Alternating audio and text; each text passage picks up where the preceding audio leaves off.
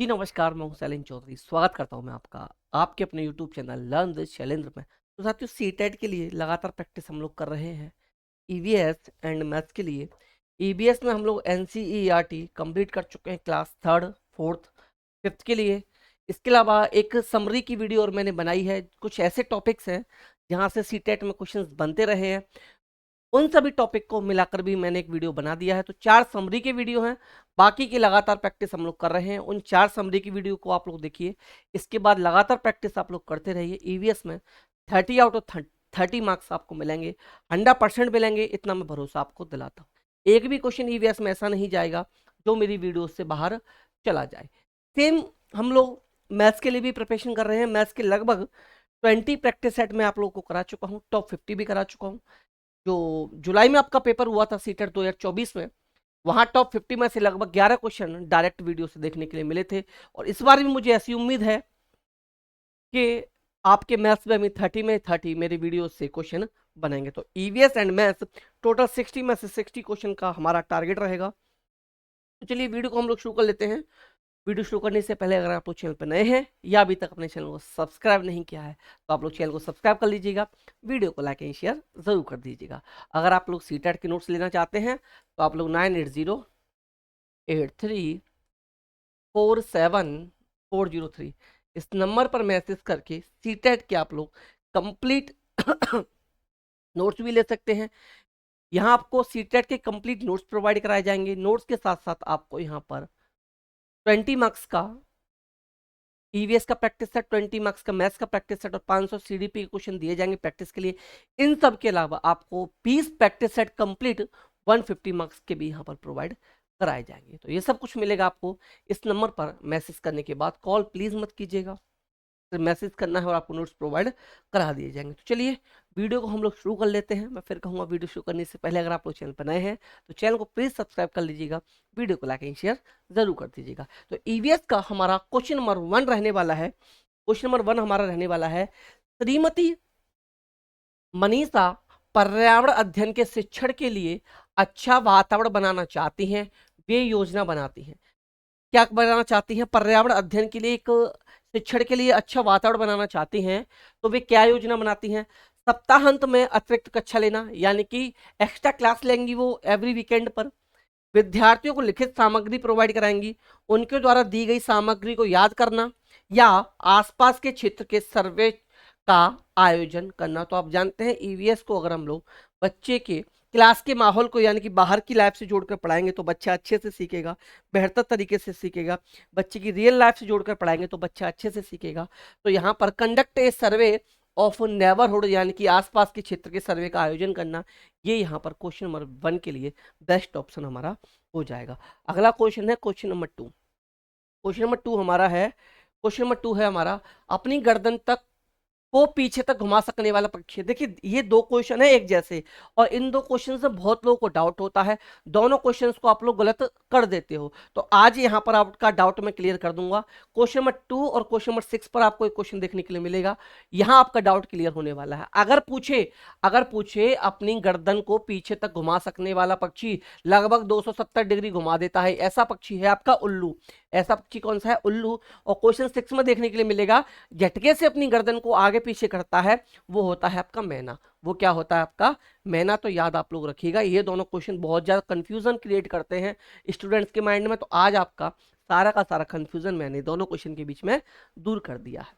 अगला question number 3 पर आते हैं। क्वेश्चन नंबर 3 है आपका, वह पक्षी जो दिल्ली में सामान्य रूप से दिखाई देता था, परंतु अब इस चिड़िया के बारे में जागरूकता बढ़ाने के हेतु एक विशेष दिन मनाया जाता है, क्योंकि शहरीकरण के कारण यह दुर्लभ पक्षी दुर्लभ हो गई है। वह चिड़िया कौन सी है? मोर, तोता, कोयल और गौरैया। तो देखिए ये पक्षी जो है दुर्लभ पक्षी, ये कौन सा है? गौरैया। और आप जानते हैं 20 मार्च को विश्व गौरैया दिवस मनाया जाता है। 20 मार्च को विश्व गौरैया दिवस भी मनाया जाता है। तो ऐसा कौन सा पक्षी है भाई? ये पक्षी आपका रहने वाला है गौरैया। कौन सा? गौरैया, यानी कि ऑप्शन डी करेक्ट आंसर हमारा क्वेश्चन नंबर 3 के लिए बन जाएगा। अगला क्वेश्चन है हमारा क्वेश्चन नंबर 4। अगला क्वेश्चन है क्वेश्चन नंबर 4, मैच करना है कॉलम 1 को कॉलम 2 से। तो उल्लू उल्लू मैच करेगा, उल्लू मैच करेगा दिन के पक्षी अपनी आंखें सामने, देखिए उल्लू की आंखें जो होती हैं ये सामने की ओर होती हैं, इंसान की तरह इसकी आंखें सामने की ओर होती हैं। रेशम कीट को अपनी मादा को कई किलोमीटर दूर से पहचान लेता है, यानी कि ए का मैच करेगा, ए का मैच करेगा आपका थर्ड, बी का बनेगा आपका यहाँ पर फोर्थ, सी का बनेगा यहाँ पर। बाज क्या करता है, हमसे 4 गुना दूरी से चीजों को अच्छे वाला देख सकता है, सी का बनेगा फर्स्ट। और स्लॉथ क्या करता है, लगभग 17 घंटे वृक्ष की शाखा से उल्टे लटक कर सोते हैं, तो डी का बनेगा फोर्थ, डी का क्या बनेगा, फोर्थ बनेगा। तो ये आपका मैचिंग बन जाएगा, ये यहाँ पर ऑप्शन है नहीं, ये आपका सही ऑप्शन बनेगा, ए का थर्ड, बी का सेकंड, सी का फर्स्ट, डी का फोर्थ, ये आपका करेक्ट आंसर बन जाएगा।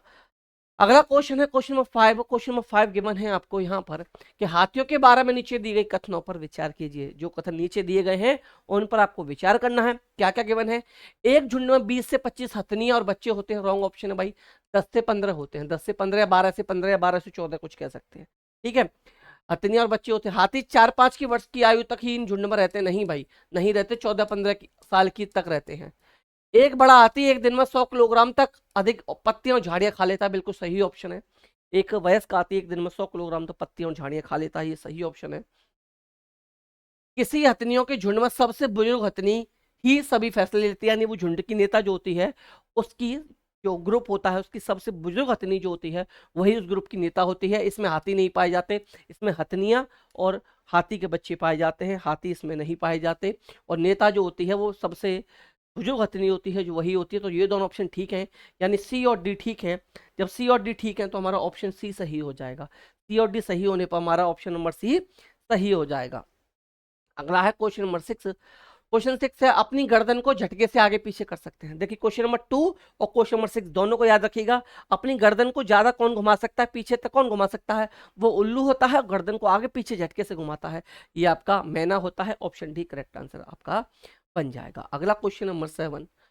क्वेश्चन 7 है वह जंतु कौन सा है, वह जंतु कौन सा है जो अपने कानों को अलग अलग दिशाओं में बहुत अधिक घुमा लेता है, जो बाहर की ध्वनि को इकट्ठा करने में उसकी सहायता कर सकता है।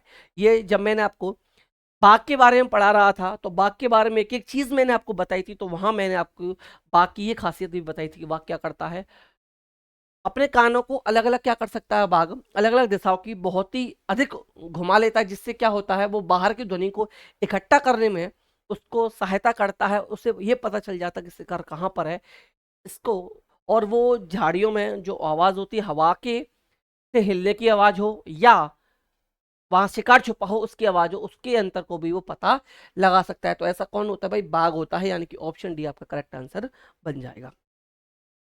क्वेश्चन नंबर 8 है एक ऊर्जा का पिरामिड सबसे ऊपरी भाग कौन सा है। ऊर्जा का पिरामिड जो होता है उसमें सबसे ऊपर का भाग कौन होता है, प्राथमिक उत्पादक होते हैं, प्राथमिक उपभोक्ता होते हैं, सेकेंडरी कंज्यूमर गौण उपभोक्ता या जैव अपघटक। तो याद रखिएगा आप लोग, इसमें एक क्या चीज चलती है, जो सबसे ऊपर होता है ऊर्जा का पिरामिड में सबसे ऊपरी जो होते हैं प्राथमिक उत्पादक होते हैं, प्राथमिक उत्पादक होते हैं। अब प्राथमिक उत्पादक को खाया प्राथमिक उपभोक्ता ने, तो इसकी 10% एनर्जी ही सिर्फ ट्रांसफर होगी, 10% एनर्जी ट्रांसफर होगी, 90% ट्रांसफर नहीं होगी। इसके बाद प्राथमिक उपभोक्ता को खाएगा गौड़ उपभोक्ता यानी सेकेंडरी कंज्यूमर जब खाएगा, तो इस 10% जो इसको मिली, यानी कि इसके पास 100% थी, 100% की 10% मिली प्राथमिक उपभोक्ता को और इसकी 10% यानी कि 1% मिलेगी। इसको याद रखिएगा, 10% का रूल ये आपका एनर्जी ट्रांसफर होने में चलता है।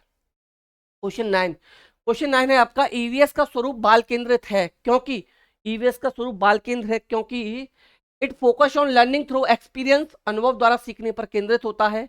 ईवीएस के प्रत्ययों एवं विषयों का शिक्षण, विद्यार्थी के व्यवहार में इच्छित बदलाव या विद्यार्थियों का सामाजिक भावात्मक कौशलों का विकास। तो सही ऑप्शन जो बनेगा क्वेश्चन नंबर 9 के लिए ऑप्शन नंबर 1 जो है कि अनुभव द्वारा सीखने पर केंद्रित होना, ये क्वेश्चन नंबर 9 के लिए ऑप्शन नंबर ए आपका राइट आंसर बन जाएगा। अगला क्वेश्चन आपका क्वेश्चन नंबर 10। क्वेश्चन नंबर 10 की तरफ चलते हैं। क्वेश्चन नंबर 10, प्राइमरी स्तर पर ईवीएस की थीम आपस में संबंध एवं अंतः संबंधित है क्योंकि, क्यों संबंधित है भाई, क्यों अंतर संबंधित है, क्योंकि integrated nature of EVS, EVS का एकीकृत स्वरूप है, ईवीएस का अनुशासनिक स्वरूप है, ईवीएस का एकल विषय स्वरूप है या ईवीएस का विषय पर आधारित स्वरूप है।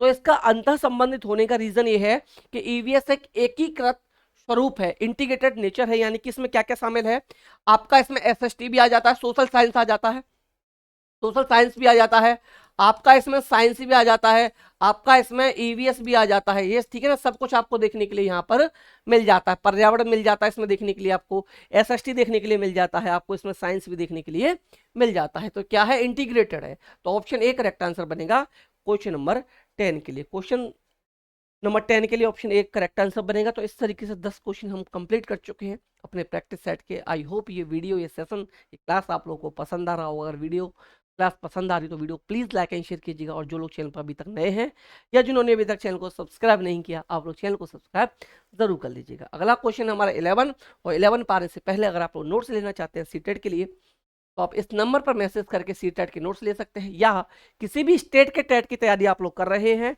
तो इस नंबर पर मैसेज करके आप किसी भी स्टेट के टेट या सीटेट के नोट्स आप लोग ले सकते हैं। तो चलिए क्वेश्चन नंबर 11 पर चलते हैं। क्वेश्चन नंबर 11 है हमारा, क्वेश्चन 11 है भारी वर्षा वाले क्षेत्रों जैसे कि असम, असम इन्होंने दे दिया।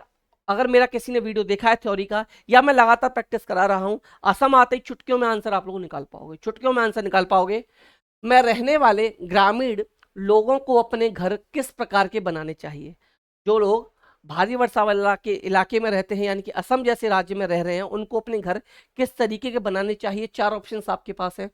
बांस के घर बनाने चाहिए, बांस के खम्भों पर ढालू छत वाले घर बनाने चाहिए, मिट्टी और फूस के घर बनाने चाहिए, सपाट छतों वाले घर बनाने चाहिए। तो जो लोग ज़्यादा बारिश वाले इलाके में रहते हैं, असम में रहते हैं, उनको घर जो बनाने चाहिए, बांस के घर बनाने चाहिए, और बांस के घर भी 10 से 12 फीट ऊंचाई पर बनाने चाहिए, 10 से 12 फीट ऊंचाई पर बनाने चाहिए। और छत कैसी होनी चाहिए, ढालू छत वाले घर इनको बनाने चाहिए। कैसी छत होनी चाहिए, ढालूदार इनकी छत होनी चाहिए। क्वेश्चन नंबर 12, क्वेश्चन 12 है एक माँ अपनी बेटी के लिए घर के अंदर खेले जाने वाले खेलों को चुनना है।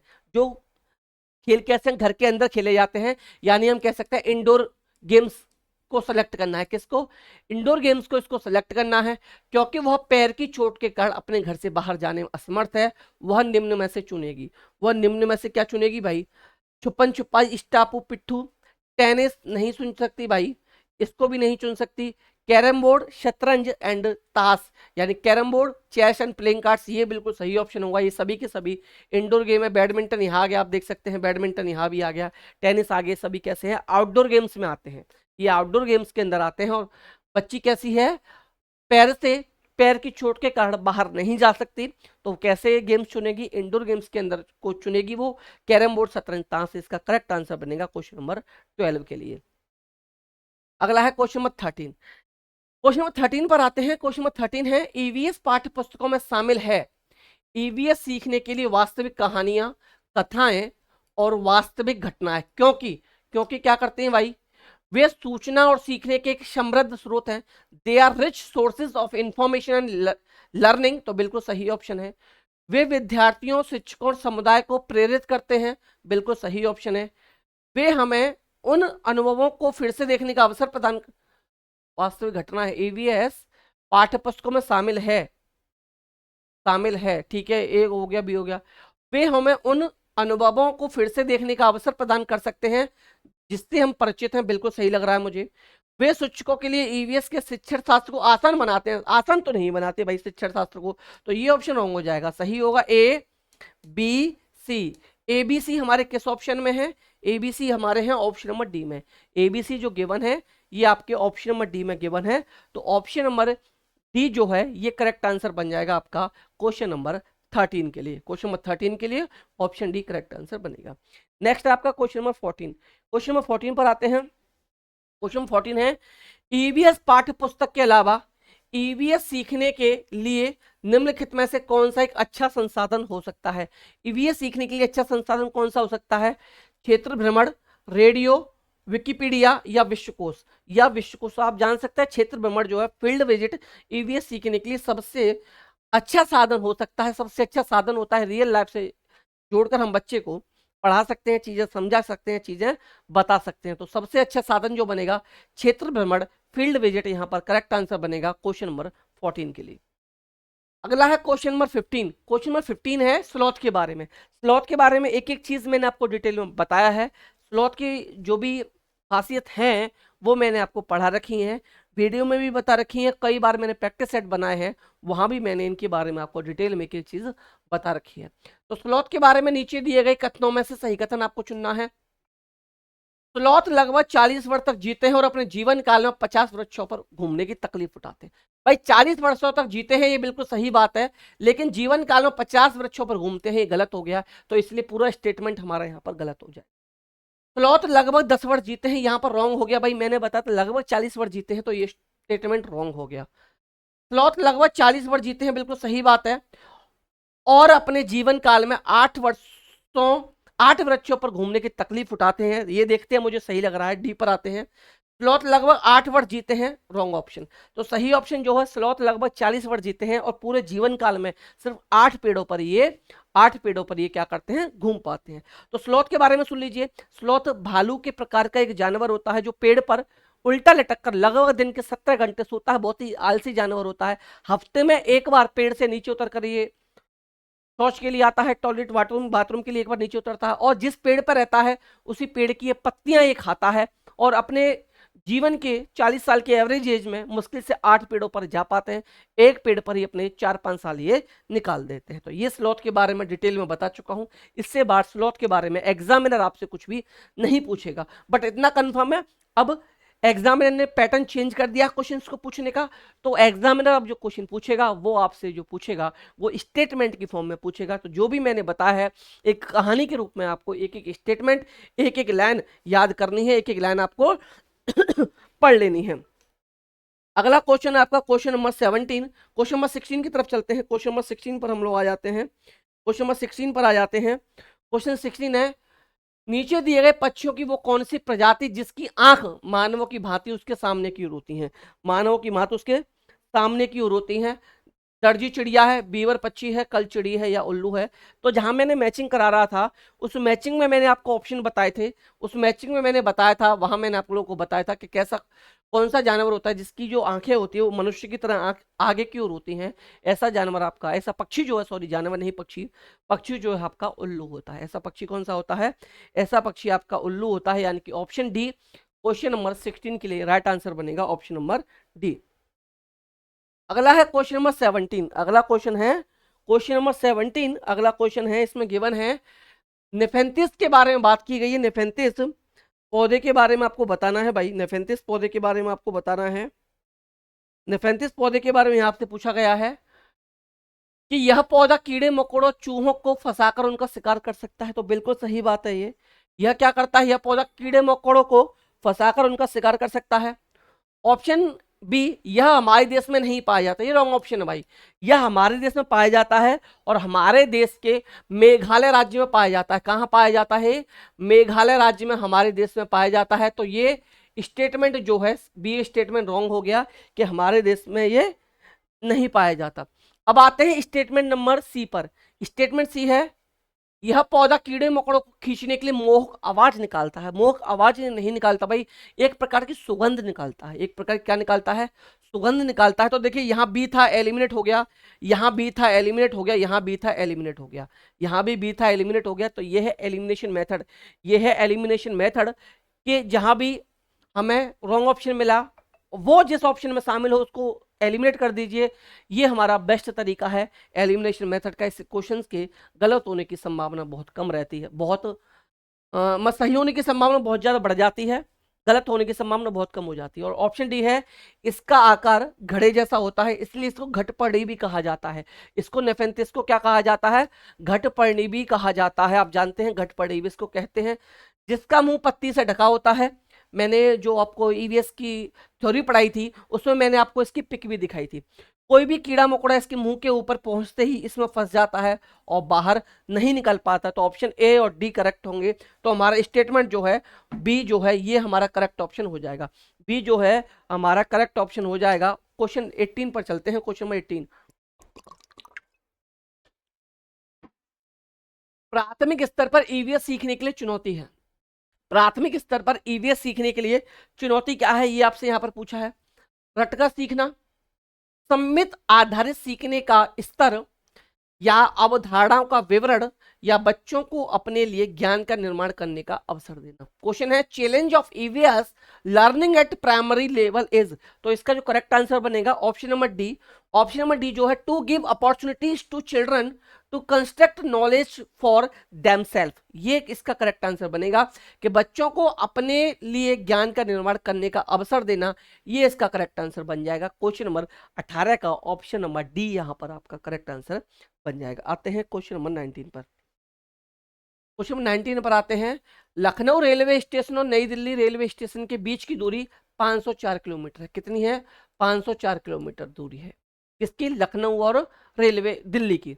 कोई रेलगाड़ी इस दूरी को 7 घंटे में तय करती है, तो इस गाड़ी की मीटर प्रति सेकंड में औसत चाल क्या, औसत चाल क्या है? औसत चाल कैसे निकालते हैं भाई? औसत चाल का फॉर्मूला बता चुका हूं, ट्रेन का क्वेश्चन पूछा जाएगा। औसत चाल जो होती है, औसत चाल याद रखिएगा, औसत चाल जो निकलती है, औसत चाल बराबर होता है दूरी बटे समय। क्या होता है? दूरी अपॉन समय, दूरी बटे समय। स्पीड इक्वल होता है डिस्टेंस अपॉन टाइम, दूरी बटे समय हो जाएगा। दूरी है आपकी 504, दूरी है 504, 504 और आपका टाइम है 7। इसका डिवाइड दी 7 7 या 49, 7 7 या 49, 1 आ गया, 14 7 2 या 24, 72 मीटर पर सेकंड आपकी औसत चाल, यानी कि ऑप्शन ए करेक्ट आंसर बन जाएगा। यानी कि ऑप्शन ए करेक्ट आंसर आपका बन जाएगा। ऑप्शन ए जो है ये करेक्ट आंसर आपका बन जाएगा, ठीक है ना। सॉरी, किलोमीटर पर आवर है, रेलगाड़ी की मीटर पर सेकंड, मीटर पर सेकंड में हो जाएगा, इसको मीटर पर सेकंड में बदल देंगे, इसको मीटर पर सेकंड में हम लोग बदलेंगे। तो देखिए 18 से 4 टाइम 5 चौक 20 मीटर पर सेकंड, 20 मीटर पर सेकंड आ जाएगी। पर आवर पूछता, पर आवर पूछता तो 72 kilometre per hour, 72 kilometre per hour हो जाता। पर आवर पूछता तो 72 किलोमीटर पर आवर हो जाता। मीटर पर सेकंड में पूछा है तो इसको मीटर पर सेकंड में हमने बदल दिया। मीटर पर सेकंड में बदलने के लिए 5/18 से मल्टीप्लाई करते हैं और किलोमीटर पर आवर में बदलने के लिए 18/5 से मल्टीप्लाई करते हैं, तो इसकी 20 मीटर पर सेकंड आ जाएगा इसकी स्पीड, यानी कि ऑप्शन डी करेक्ट आंसर बन जाएगा। क्वेश्चन नंबर 20, क्वेश्चन नंबर 20 की तरफ चलते हैं। क्वेश्चन नंबर 20 की तरफ चलते हैं कि ईवीएस की शिक्षा में रचनात्मक मूल्यांकन का संचालन करने का सबसे उपयुक्त उद्देश्य क्या है? सबसे उपयुक्त उद्देश्य क्या है? ऑप्शन डी, विद्यार्थियों को अगली कक्षा में प्रोन्नत करना, promote the students to next grade. ये क्या है? ये सिर्फ रचनात्मक, the most appropriate object to conducting formative assessment in the learning. Formative assessment का यह उद्देश्य कि बच्चों को नेक्स्ट कक्षा में प्रमोट किया जाए, नो, ये नहीं होता। विद्यार्थियों को अंक एवं श्रेणी देना, लेट्स सी। विद्यार्थियों को विषयानुसार प्रगति का आकलन करना, या ऑप्शन ए। विद्यार्थियों की मात्रात्मक एवं गुणात्मक प्रगति को संबोधित करना, तो यही इसका राइट आंसर यहाँ पर बनेगा। क्वेश्चन नंबर 20 के लिए ऑप्शन नंबर ए जो है ये यहाँ पर राइट आंसर बन जाएगा। क्वेश्चन नंबर 20 के लिए ऑप्शन ए करेक्ट आंसर बन जाएगा। अगला है क्वेश्चन नंबर 21, और क्वेश्चन नंबर 21 पर आने से पहले अगर आप चैनल पर नए हैं तो प्लीज चैनल को सब्सक्राइब कर लीजिएगा, वीडियो को लाइक एंड शेयर जरूर कर दीजिएगा, और इस नंबर पर मैसेज करके आप सीटेट की कंप्लीट नोट्स ले सकते हैं। यहाँ आपको नोट्स के साथ साथ 20 प्रैक्टिस सेट पूरे 150 मार्क्स की प्रोवाइड कराए जाएंगे, और इन 20 प्रैक्टिस सेट के अलावा आपको यहाँ पर प्रोवाइड कराए जाएंगे 20 प्रैक्टिस सेट ईवीएस के लिए अलग से, 20 प्रैक्टिस सेट मैथ्स के लिए अलग से, और टीडीपी के 500 क्वेश्चन आपको यहाँ पर अलग से प्रोवाइड कराए जाएंगे। तो ये सब कुछ मिलेगा आपको इस नंबर पर मैसेज करने के बाद। कॉल प्लीज मत कीजिएगा, मैसेज करके नोट्स आप ले सकते हैं। अगला क्वेश्चन है हमारा क्वेश्चन नंबर 21, 21वें नंबर के क्वेश्चन पर हम लोग आ चुके हैं। यहाँ आपका गिवन है कि एनसीईआरटी के ईवीएस के अध्याय 15 कक्षा 5 में उसी से ठंडा उसी से गर्म नामक डॉक्टर जाकिर हुसैन द्वारा रचित एक कहानी का प्रयोग किया गया है। इस कहानी का मुख्य उद्देश्य विकसित करना है। इस कहानी का मुख्य उद्देश्य क्या है? जल चक्र के प्रत्यय का, संघनन की प्रक्रिया का, प्राथमिक स्तर पर सांस लेने और छोड़ने की प्रक्रिया की समझ का, या छात्रों की रुचियों का, या छात्रों की रुचि का। तो इसका जो मुख्य उद्देश्य है ये है प्राथमिक स्तर पर सांस लेने और छोड़ने की प्रक्रिया की समझ का, यानी कि ऑप्शन सी जो है क्वेश्चन नंबर 21 के लिए राइट आंसर बनेगा। Understanding of process of breathing at primary level. Question number 21 के लिए option number C correct answer हमारा बन जाएगा। अगला क्वेश्चन नंबर 22, क्वेश्चन नंबर 22 की तरफ चलते हैं कि इनमें से क्या मानचित्र को पढ़ने के लिए आवश्यक कौशल होना चाहिए? मानचित्र को पढ़ने के लिए आवश्यक कौशल क्या क्या होने चाहिए, ये यहाँ पूछा है। फर्स्ट ऑप्शन, उत्कृष्ट संचार कौशल, अभिव्यंजक क्षमता को बाहर निकालने के लिए। Excellent transmission skill to bring out expressing ability, option 2 ability to calculation and use of sketch sign on a globe, एक ग्लोब पर गणना और स्केच के पदों का उपयोग करने की क्षमता। ऑप्शन सी स्थानों, दूरी और दिशा के सापेक्ष स्थिति की समझने की क्षमता। और ऑप्शन नंबर डी उत्कृष्ट ड्राइंग और पेंटिंग कौशल। तो इस क्वेश्चन का जो राइट आंसर बनेगा ये ऑप्शन सी जो है कि आपका मानचित्र पढ़ने के लिए आवश्यक कौशल जो होना चाहिए, ये कौशल जो होने चाहिए स्थानों, दूरी और दिशा के सापेक्ष स्थिति समझने की क्षमता। क्वेश्चन नंबर 22 का ऑप्शन सी करेक्ट आंसर आपका बन जाएगा। क्वेश्चन नंबर 23 पर आते हैं। क्वेश्चन नंबर 23, क्वेश्चन नंबर 23 है, एक नींबू सामान्य पानी में डूब जाता है परंतु लवण युक्त जल में तैरता रहता है, क्यों? तो इस क्वेश्चन का जो आंसर आप कैसे निकाल सकते हैं, जुलाई में भी क्वेश्चन पूछा गया था। और जो आपका मृत सागर वाला मैंने आपको पढ़ाया है कि मृत सागर इतना नमकीन है कि वहां पर इजीली कोई तैरना भी नहीं जानता वो व्यक्ति भी तैर सकता है और उसमें आराम से लेट कर तैरा जा सकता है, क्योंकि वहां पर आप जानते हैं क्योंकि वो बहुत ही ज्यादा नमकीन है। लगभग वहां 1 लीटर पानी में 300 से 350 ग्राम आपको नमक मिलता है। बहुत ही ज्यादा खारी पानी है मृत सागर, इसलिए उसको कहा जाता है। तो ये क्वेश्चन उसी पर आधारित है, ये उसी पर आधारित। तो यानी कि ऑप्शन ए जो है करेक्ट आंसर बनेगा कि जो लवणीय जल होता है उसका घनत्व सामान्य जल से अधिक होता है। Density of salt is more than normal water. जो आपका लवणीय जल होता है उसका घनत्व जो होता है सामान्य जल से अधिक होता है, सामान्य जल से अधिक होता है। यानी कि क्वेश्चन नंबर 23 के लिए ऑप्शन नंबर ए यहां पर करेक्ट आंसर बन जाएगा। क्वेश्चन 23 का option A correct answer. Question 24 है, निम्न में से कौन सा ईवीएस के आकलन का सूचक हो सकता है? ईवीएस के आकलन का सूचक जो हो सकता है, ऑब्जर्वेशन यानी कि अवलोकन हो सकता है, कॉर्पोरेशन बिल्कुल सहयोग हो सकता है, स्मृति याद करना, रटना, कंठस्थ करना, प्रभाषा याद करना, सूत्र याद करना, नेगेटिव टैग वर्ड है नहीं होगा, रिकॉल नहीं होगा। यानी कि कौन कौन सा होगा, ए होगा और बी होगा। कौन कौन सा होगा, ए होगा बी होगा, ए और बी होंगे। जब ए और बी होंगे आपके तो ए और बी कहाँ है, ऑप्शन नंबर ए में है। ए और बी कहाँ है, ऑप्शन नंबर ए में है। ए और बी ऑप्शन नंबर ए में है। क्वेश्चन 25, क्वेश्चन 25 पर आते हैं। निम्नलिखित में से कौन सा कथन वैश्विक स्तर पर जल के बारे में सत्य है? जल के बारे में सत्य कौन सा है, ये कथन आप लोगों से यहाँ पर पूछा है। ऑप्शन नंबर ए प्रति व्यक्ति उपलब्ध जल पर्याप्त नहीं है, यानी एक व्यक्ति को जितना जल मिलना चाहिए उतना पर्याप्त नहीं है। भाई ये कथन तो गलत है, जल है भी तो पर्याप्त। हम पानी को पुनः प्रयोग नहीं कर सकते, बिल्कुल रॉन्ग ऑप्शन है, पानी को प्रयोग किया जा सकता है। ऑप्शन सी पानी प्रचुर मात्रा में मौजूद है किंतु फिर भी इसकी कमी है। देखते हैं भाई नेक्स्ट, विश्व में जल की कुल मात्रा लगातार कम होती जा रही है। तो अगर यहाँ बेस्ट ऑप्शन देखें, अगर यहाँ बेस्ट ऑप्शन हम देखेंगे तो ऑप्शन नंबर सी जो है, ऑप्शन नंबर सी जो है ये आपका करेक्ट बनेगा। जोर से बोल दो क्या कह रहे हो। ऑप्शन सी जो है, नहीं आ गया वो तो गार्ड साहब दे गए। ऑप्शन सी जो है ये करेक्ट आंसर बनेगा कि पानी प्रचुर मात्रा में मौजूद है किंतु फिर भी इसकी कमी है, फिर भी इसकी कमी है। तो देखिए अगर हम बात करें पानी की तो आप जानते हैं 71% वाटर जो है ये लगभग समुद्रों में है, बाकी का 29% वाटर जो है ये बाकी का पूरी पृथ्वी में। इसमें से सबसे ज्यादा वाटर जो कहाँ है आप जानते हैं, ग्लेशियर्स वगैरह में है। तो पीने के लिए बहुत ही कम मात्रा में पानी उपलब्ध हो पाता है। तो इसलिए ऑप्शन सी जो है कि प्रचुर मात्रा में पानी मौजूद है किंतु फिर भी इसकी कमी है, फिर भी इसकी कमी है। तो यहाँ पर 25 का ऑप्शन सी जो है ये करेक्ट आंसर बन जाएगा, ये करेक्ट आंसर बन जाएगा। क्वेश्चन 26, क्वेश्चन 26 में आते हैं। Sunita in space of EVS text book of NCERT is based on. NCERT की ईवीएस पुस्तक का अंतरिक्ष में सुनीता आधारित है, किस पर आधारित है भाई? ऑप्शन ए रोजमर्रा की चुनौतियों पर, असल जीवन की घटनाओं पर, वास्तविक लोग तथा उनके अनुभव पर, या वास्तविक स्थान पर, या वास्तविक स्थान पर। क्वेश्चन नंबर 26 क्या है, एनसीईआरटी की ईवीएस की पुस्तक का अंतरिक्ष में सुनीता आधारित है, किस पर आधारित है भाई? ये आधारित है real people and their experiences, यानी कि वास्तविक लोग तथा उनके अनुभव। यानी कि हम कह सकते हैं क्वेश्चन नंबर 26 के लिए ऑप्शन नंबर सी जो है ये करेक्ट आंसर बनेगा। क्वेश्चन नंबर 26 के लिए ऑप्शन सी आपका करेक्ट आंसर बन जाएगा। अगले क्वेश्चन की तरफ चलते हैं, क्वेश्चन नंबर 27। क्वेश्चन नंबर 27 की तरफ चलते हैं। क्वेश्चन 20 शुरू करने से पहले मैं आपसे फिर कहना चाहूंगा, अगर आप लोग चैनल पर नए हैं तो प्लीज चैनल को सब्सक्राइब कर लीजिएगा, वीडियो को लाइक एंड शेयर जरूर कर दीजिएगा। और अगर आपको वीडियो इस सेशन क्लास पसंद आ रहा हो तो इसको शेयर जरूर कीजिएगा अपने फ्रेंड्स तक, अपने दोस्तों तक, जो भी आपके साथ तैयारी कर रहे हैं उन सभी तक, पड़ोसियों तक वीडियो को सभी के साथ शेयर जरूर कर देना है। तो पर्यावरण अध्ययन के शिक्षक की अपनी कक्षा में वास्तविक चुनौती है। क्या चुनौती है भाई? गिविंग इंफॉर्मेशन टू स्टूडेंट्स, विद्यार्थियों को सूचना देना, विद्यार्थियों को कार्यपत्रक देना, providing worksheet to students, third option providing opportunities to students for their learning, या गिविंग होम असाइनमेंट। तो देखिए, पर्यावरण अध्ययन के शिक्षक की अपनी कक्षा में वास्तविक चुनौती क्या है? विद्यार्थियों को सूचना देना, इंफॉर्मेशन देना कोई बड़ी बात नहीं है, कोई खास टास्क नहीं है टीचर के लिए। वर्कशीट देना, कार्यपत्रक देना, ये भी कोई खास बड़ा टास्क नहीं हुआ।